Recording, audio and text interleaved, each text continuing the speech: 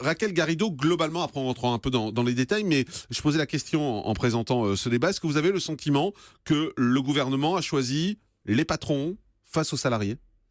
Non, il a choisi ni l'un ni l'autre. Parce que dans ce pays, il y a 6 millions de chômeurs. Et surexploiter ceux qui travaillent déjà ne créera en rien du boulot pour les autres 6 millions. C'est même l'inverse. C'est-à-dire que si des gens qui aujourd'hui travaillent 39 heures se mettent à travailler 45 heures, ça fait du boulot en moins pour les autres. Donc au final, tout le monde y perd. Et les entreprises, et les créateurs d'entreprises, et les salariés, et les chômeurs. Est-ce que Corinne Tapirow, vous aussi, vous avez le sentiment aujourd'hui que l'État, finalement, est en train de faire un juste milieu qui ne plaît à personne ? Alors, moi, j'ai un sentiment assez étrange. C'est qu'on a un gouvernement aujourd'hui qui laisse fuiter un document de travail dans la presse. Alors, est-ce que c'est une fuite volontaire ou accidentelle ? Si c'est une fuite volontaire, ça s'apparente énormément à un ballon d'essai pour voir un petit peu comment les uns et les autres vont réagir. Je m'amuse de me dire que si un gouvernement de droite avait seulement eu l'idée d'évoquer, c'est-à-dire même pas de proposer de voter une seule de ces mesures, mais on aurait la révolution dans les rues.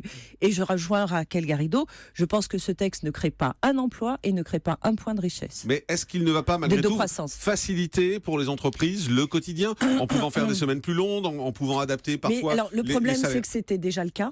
C'était déjà possible. La contrainte. Là, on passe à 60 heures quand même possible. On peut aller jusqu'à 60 heures, mais ce qui est quand même extrêmement intéressant, c'est que c'est un gouvernement de gauche qui est en train d'amoindrir le pouvoir des syndicats.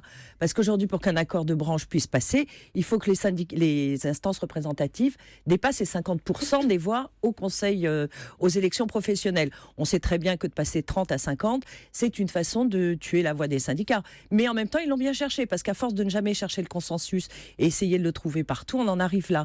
Mais dans beaucoup d'entreprises, ça fonctionne déjà comme ça. Alors